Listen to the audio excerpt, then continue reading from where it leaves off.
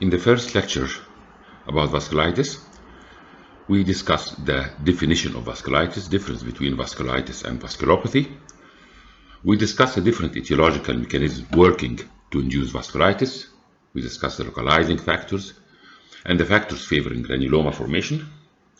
And we started with the classification, and we ran through small vessel vasculitis.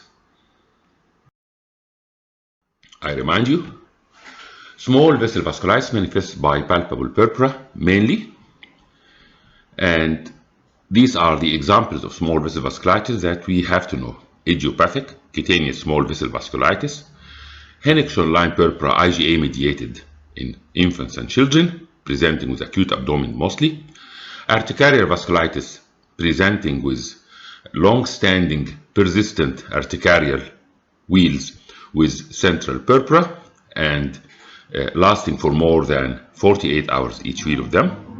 Cryoglobulonemic vasculitis with almost 30% of the patients showing definite affection by the cold. Acute hemorrhagic edema of infancy with edema of the dorsa of the hands and feet with purpura and ecchymosis. And we discussed the chronic formed erythema elevatum diutinum, and we said that diutinum means chronic, and the lesion starts as rose-colored or light purple, and they get darker later on, and they start on the dorsa of the hands and feet and spread centripetally. We discussed granuloma faciale happening mainly in men, mostly in the face, with the biopsy showing eosinophils. In both erythema elevatum diutinum and granuloma faciale, there is chronic localized small vessel vasculitis to the affected area, and we just mentioned the rheumatoid nodules. Other forms of cutaneous and systemic vasculitis classified again according to the size of the major affected vessels. We have the medium-sized vasculitis, mainly polyarteritis nodosa, with its two major forms, the benign cutaneous manifesting as Livido Reticularis and the systemic as we are going to see. Mixed medium and small vessel vasculitis, mainly occurring in the autoimmune collagen disorders like systemic lupus erythematosus, with septic vasculitis like the Purpura Fulminans and the ANCA associated vasculitis. We are going to show them clearly now. And finally, the large vessel vasculitis with giant cell arteritis and Takayasu arteritis as the examples. All the larger vessel vasculitis show clinically necrotizing livido reticularis, multiple peripheral gangrene sites, plus minus cutaneous lesions of small vessel vasculitis if they are associated affection of small vessel vasculitis, which is common, and the systemic manifestations of the mother disease. These are the broad lines, and each disease has its specific criteria as we will see now. Histologically, papules and purpura show typical small vessel vasculitis, while nodules and granulomas show different but specific patterns for each type of the vasculitis. Now, the major form of the medium vessel vasculitis we are going to discuss is polyarteritis nodosa with its two forms, the benign cutaneous, which is non-fatal, the systemic, which is fatal. Polyarteritis nodosa is a necrotizing vasculitis affecting small, medium, and large arteries, not venules. The male to female ratio is 4:1. There is male predominance and is middle age.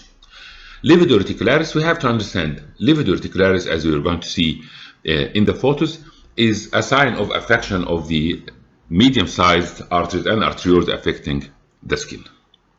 Subcutaneous nodules are suggestive. Microaneurysms when the disease affects larger arteries and leads to defect in the wall, leading to pulsatile microaneurysms and pulsatile nodules, and food drop are hallmarks due to mononeuritis multiplex.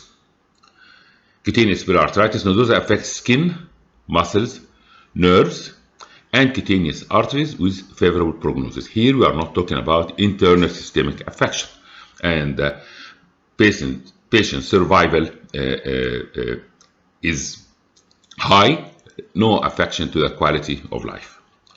Systemic polyarteritis nodosa affects the kidneys, the lungs, the gastrointestinal tract, the heart, and the nerves, as we just mentioned.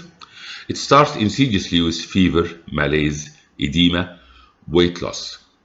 This is very serious because in most of the cases, the patient, if we are not aware of polyarteritis nodosa, the diagnosis may be delayed until it's too late to control the disease. Hypertension, and the patient is fatal. The blood shows leukocytosis, neutrophilia, high erythrocyte sedimentation rate, and the treatment here mostly is with systemic steroids and cytotoxic drugs. Again, I remind you that the treatment here is a team work, not just a dermatologist. The patient is not going to die from the skin disorder. He's going to die from the internal affection, so we have to cooperate with other colleagues. This is how Livido Reticularis looks. Livido means bluish red, dark red. This is the meaning of the word livid. Reticularis, as you see, it's like circles attached to each other. Some are open, some are closed. This is due to affection of the arterioles and medium-sized arteries. Here the condition is more severe, and we see necrotic areas and ulcerations. Now, with mixed medium and small vessel vasculitis, we have the autoimmune collagen disorders we said several times, mostly with systemic lupus erythematosus. We have the septic vasculitis, Meningeococcaemia, leading to Purpura Fulminans in infants and children. And we have the ANCA, anti-neutrophil cytoplasmic antibody-associated vasculitis. We explained before, I remind you that the anti-neutrophil cytoplasmic antibodies here is a form of type 5 hypersensitivity where the antibodies attack the neutrophil, leading to hyperfunction of the neutrophil. How this happens? The antibodies here either attack the lysosomal membranes holding the lysosomal enzymes inside the neutrophil, or attack the enzyme inhibitor system.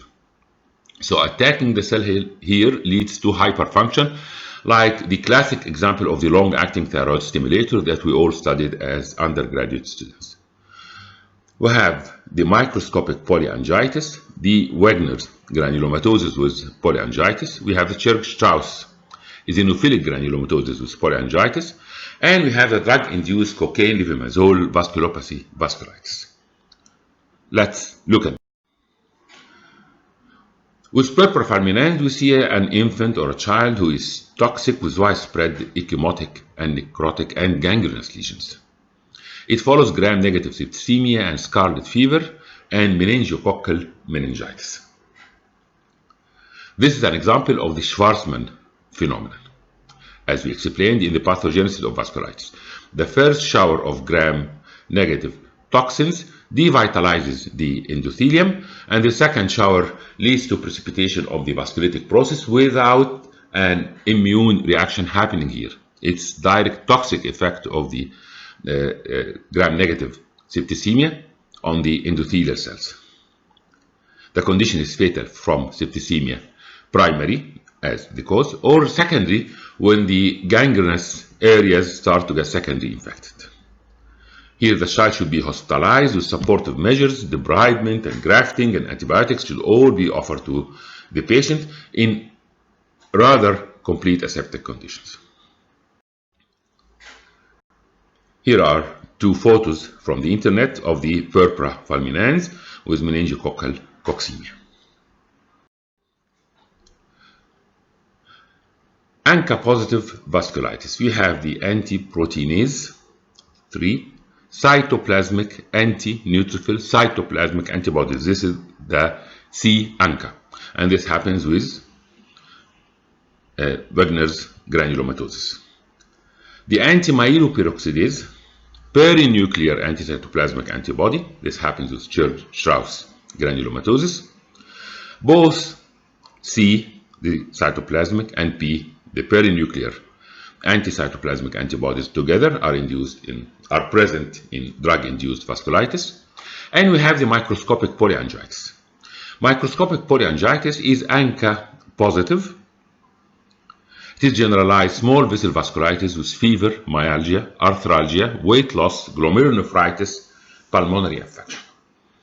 Here it's more or less like the polyarteritis nodosa, but it lacks the hypertension, the microaneurysms of polyarteritis nodosa, and of course the affection of the medium-sized and large arteries.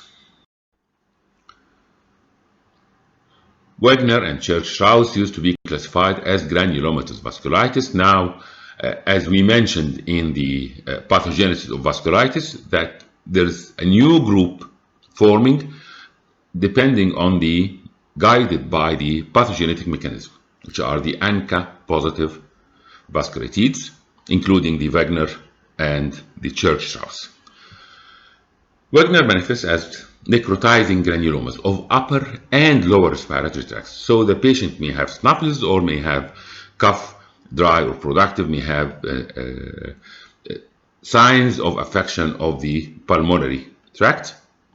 There is focal necrotizing glomerulitis affecting kidney, generalized necrotizing granulomatous vasculitis of middle-sized blood vessels. The skin lesions here are almost 50%, show in almost 50% of the patients. Wegner granulomatosis favors middle-aged males. It is fatal within months if not treated. The cause of death here is renal affection. Pathology shows palisaded granulomas with giant cells, and as we mentioned before, 75% are positive for cytoplasmic anti-neutrophil cytoplasmic antibodies. Cyclophosphamide, here we are talking about cytotoxic therapy, is the treatment of choice. Prednisone, methotrexate, intravenous immunoglobulins, mycophenolate, mofetil may all help. The photos we see here, we see skin affection, which may suggest just leukocytoclastic vasculitis, nothing specific. And we see Pyoderma Gangrenosum here, malignant Pyoderma Gangrenosum affecting the oral mucosa over the hard palate.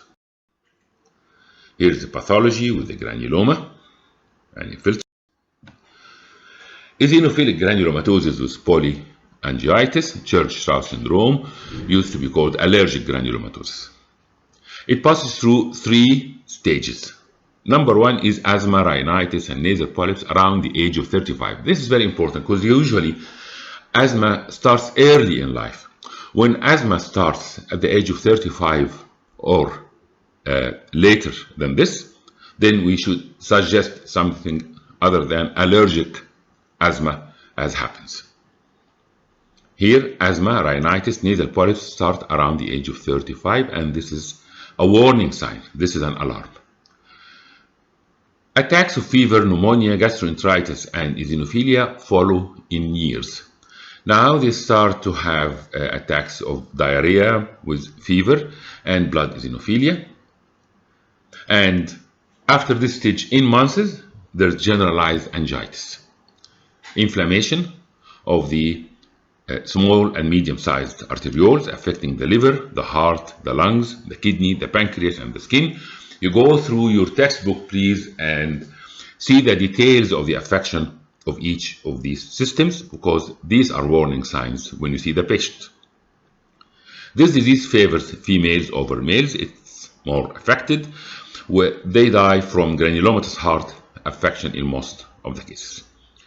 Skin lesions here affect 1/2 to 2/3 of the patients, and again, they are not specific. They suggest leukocytoclastic vasculitis, but the biopsy of a nodule, if present, shows eosinophilic palisaded granulomas.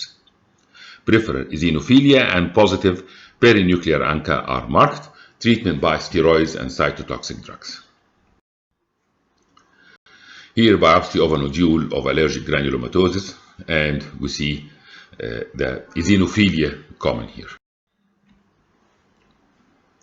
We have 2 diseases of large vessel vasculitis, the giant cell arteritis and the Takayasu aortic arch arteritis. Giant cell arteritis manifests by necrotizing panarteritis with granulomas and giant cells affecting mainly temporal artery. Occipital, cranial, retinal, lingual, coronary, or other systemic arteries may be affected. The disease favors old female and male patients, whites more, and the temporal arteries branches appear thick and firm. The patient may suffer from headache, photophobia, fever, temporal dermatitis up to gangrene, glossitis, jaw claudications, joint stiffness, and high erythrocyte sedimentation rate. Blindness is the major fear because the disease is rarely fatal. Biopsy of the major artery shows segmental affection. I mean, it's not diffuse all through the length of the artery. It affects segments with the giant cell granulomas. Here is a classic picture of giant cell arteritis. And here is another one who is gangrene affecting the scalp. Now, we finished the major disorders in this chapter. I cannot leave without referring to some other forms of vascular affection, vasculitis presenting to our clinic.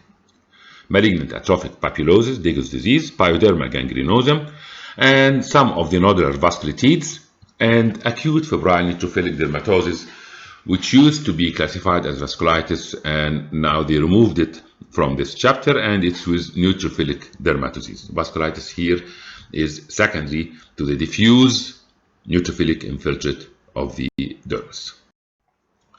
Malignant atrophic papulosis, Dego's disease. When we were talking about the pathogenesis of vasculitis, we said that type 4 hypersensitivity cell-mediated may be a cause in one disease, which is Dego's disease. The classic patient is a 20 to 40 years old female, more than males. The onset is insidious with crops of few rose papules. The center gradually becomes atrophic porcelain white, and the periphery of the papule are telangiectatic or livid. The description is so classic to this disease that you can diagnose it, spot diagnosis from the first time you see it if you really remember what is Dego's disease. It affects the trunk, mouth, conjunctiva, and the severity comes from affection of the intestine and the brain. This is why they call it malignant. It's not cancer, but it is very mean. It sneaks. You see naive rash on the body, but the same rash is affecting the mesentery, and the patient will eventually suffer from fever, hematemesis, intestinal perforation with peritonitis, cerebral infarct, and death occurs. The skin rash is not suggestive of the seriousness of the disease, and this is why they call it malignant. What happened is wedge-shaped tissue necrosis overlying a blocked small artery with endothelial proliferation, perivascular lympho-neutrophilic infiltrate. Anticoagulants offer some help. The treatment is fatal, is very serious, and needs careful follow-up 4 years to the patient. Here is the classic papule of Dego's disease, the rose-colored papule. The edges are a bit livid, and the center is porcelain white atrophy. The same lesions occur in the intestine and lead to intestinal perforation. Just imagine these lesions happening in the wall of the intestine. Pyoderma Gangrenosum starts with a pustule that ulcerates, extends peripherally. It has a livid undermined edge, 4 running papules. It has dirty floor. It may be single or few, lower limbs or elsewhere in the body. It can affect any site. The variants, the classic pustular, or may start bullous or vegetative, or the malignant form. 50% of cases of Pyoderma Gangrenosum are idiopathic. Associations with inflammatory bowel pustular, with inflammatory bowel disease, the pustular form. Association with internal malignancy, it starts with the bullous form. Association with Wegner granulomatosis, the malignant form, we have seen a photo for before in this lecture. Here there's something unique. The advancing edge is rich in lymphocytes, while the ulcer base is rich in neutrophils. This is against the classic pathology that we have learned as undergraduates, that neutrophils precede lymphocytes. Here, the advancing edge, the early affection is rich in lymphocytes, while the old affection is rich in neutrophils. Treatment is by intralesional and systemic steroids, cytotoxic drugs, hyperbaric oxygen, dapsone, pentoxifillin, and they are all helpful. And of course, determining if there is an underlying cause to be treated. Here's one form of Pyoderma Gangrenosum with the cyanotic edges and the dirty floor. And here is a diagram from a very old book of mine showing the advancing margin rich in lymphocytes and the ulcer floor rich in polymorphonuclear leukocytes, and the edge is undermined. Erythema nodosum, you will pass through it in many other lectures, but why not referring to it here? Mind you, erythema nodosum is painful, tender. It is more tender than cellulitis and abscess. When you examine the patient, it's more tender, and it's not single lesion. It's usually multiple and affecting both lower legs. Erythema nodosum is commonly mistaken for cellulitis by the non-dermatologists, and it's our duty to warn our colleagues and the patients about the nature of this disorder.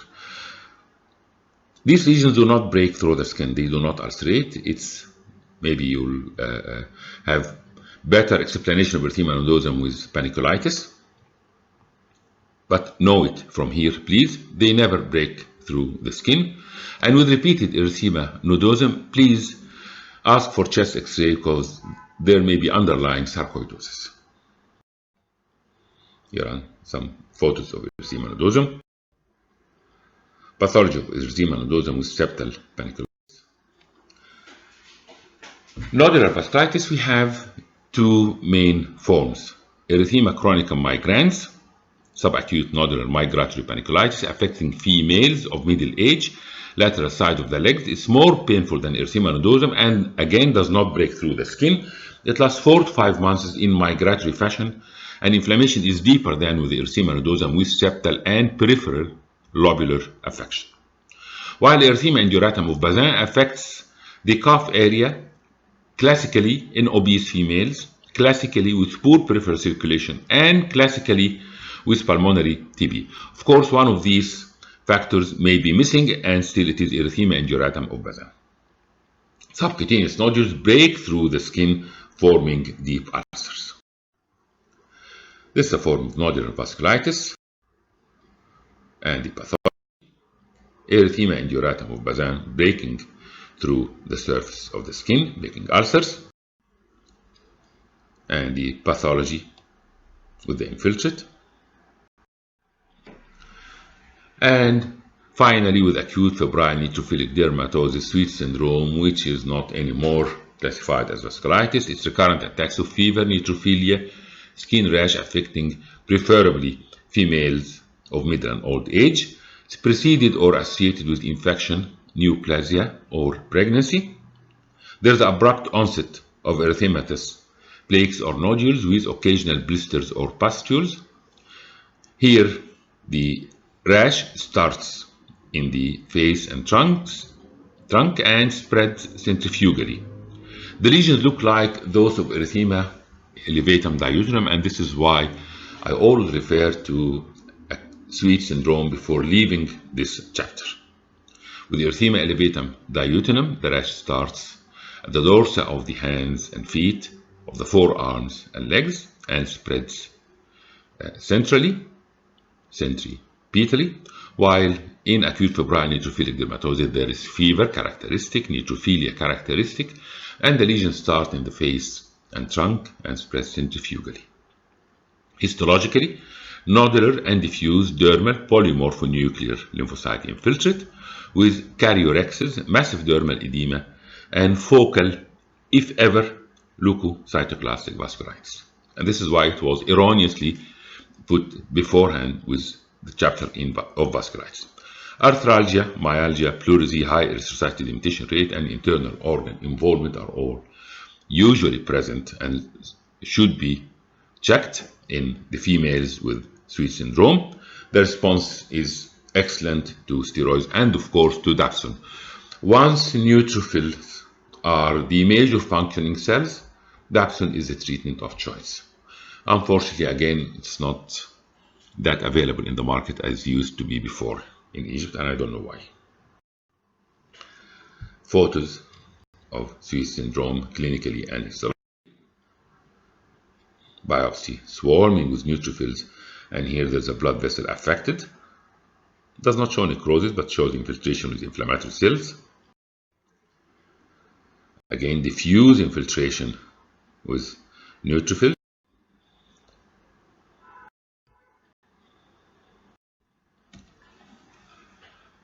Now we almost finished the chapter of vasculitis.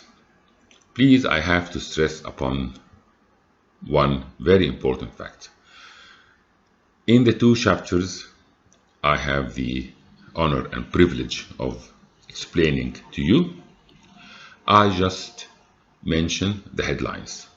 I just try to guide you through the textbook Andrew's Diseases of Dermatology.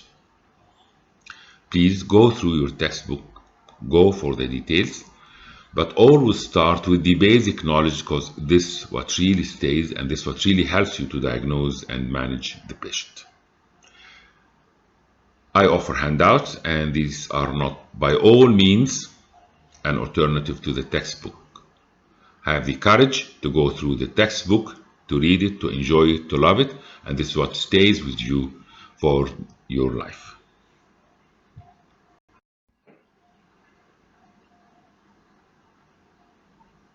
I leave you with this example to read.